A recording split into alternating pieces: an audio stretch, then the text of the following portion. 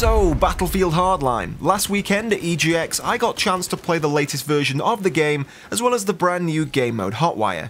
Now since then there's also been stream events taking place, so there is quite a lot of new information for us to talk about. So starting off with my experience of Hotwire, this is a brand new game mode that we've never seen in a Battlefield title before, and I got a chance to play maybe 3 or 4 rounds, so I probably played for around about an hour and a half, but we were playing on PlayStation 4, so of course being a PC player, my gameplay wasn't the best.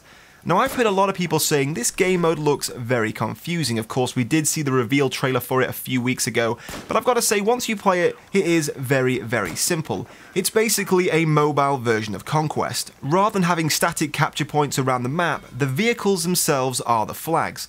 So by capturing a vehicle, keeping it in one piece, driving it around the map and keeping it away from the enemy allows you to gain points and of course deteriorate the enemy tickets. Now I have to say, of course, this isn't a classic Battlefield game mode. It does have a Need for Speed style feeling to it. Of course, you're driving around, chasing each other's vehicles, shooting out of each other's windows, so whilst it doesn't feel like a classic Battlefield game mode, it is still a lot of fun. Capturing a vehicle and trying to keep hold of it to gain those points while the enemy team are firing rockets at you, trying to ram you off the road, it is very action-packed, and I actually do think this will prove to be a popular game mode. Now the map we were playing on was called Gator Hunt. Now this is a map I don't think we even got much chance to play in San Francisco. If we did, for not very long because I hardly remember it, but the map itself, as you can expect from the name, takes place in a swampy environment with a kind of industrial site right in the centre. Now because this does have a mixture of water and land, you do have hovercrafts back on this map, but of course they're not the military hovercrafts we've seen in Battlefield 4. These are kind of civilian hovercrafts, so they're quite slow actually, very slow across the land, so you can't expect to be getting away very quickly or chasing other vehicles down in a hovercraft. But the map itself does work very cool. It's a kind of circular based map which works well for this game mode. Of course, if you have captured a vehicle and you're trying to keep hold of it, being able to go around in big laps around the map is helpful rather than going in a linear map and going up and down, up and down. So for game modes like Hotwire, I think we can expect to see maps with a circular route around them, so you can keep moving and trying to gain those points. Now with the industrial site in the centre of the map, this allows for 2 different styles of gameplay. Around the outside you can have the vehicles lapping around, as I said, and in the middle all these different buildings allows for good infantry combat. So when you're playing this game mode on this map, it feels like there are 2 different games going on. You have vehicles chasing each other around the outside, capturing the flags, and you also have soldiers just slogging it out in the middle. So it does feel cool to have these 2 different types of environment all in one map. Now another small change that's definitely been an improvement since the beta is the kill cam. Now rather than seeing a full red figure as we do in Battlefield 4 of the guy who's killed you, they've dumbed that down, made it a lot subtler. Instead now you have these very small red dots all over the figure, so you can still tell which guy killed you if he's in a big crowd, but he doesn't look stupid and have this big red figure as we see in Battlefield 4. So for me, that is a big improvement. Now some other small things I noticed when we were playing, of course we didn't get a chance to record, but I did try and make a mental note of some of the things I saw in the customization screen. We are now getting between 15 and 20 knives, so basically all the knives we see in Battlefield 4 are making a return in this game, so a lot of choices there.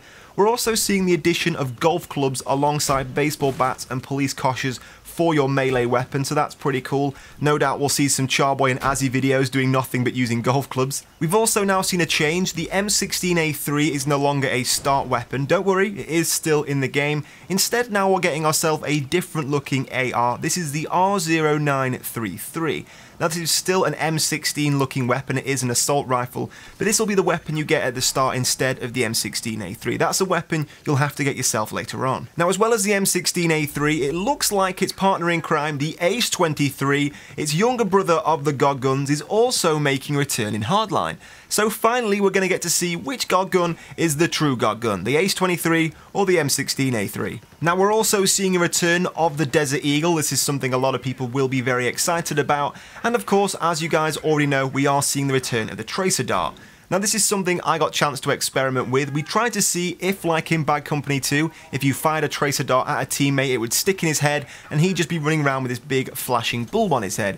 Unfortunately, no, it isn't quite the same as Bad Company 2. Now instead, if you hit an enemy player with a tracer dart, he actually has an outline around him very similar to the kill cam. Now whilst we're talking about weapons, something that I didn't get to experience at EGX, but we have seen since in the live streams, is that you can now get golden camos for your weapons.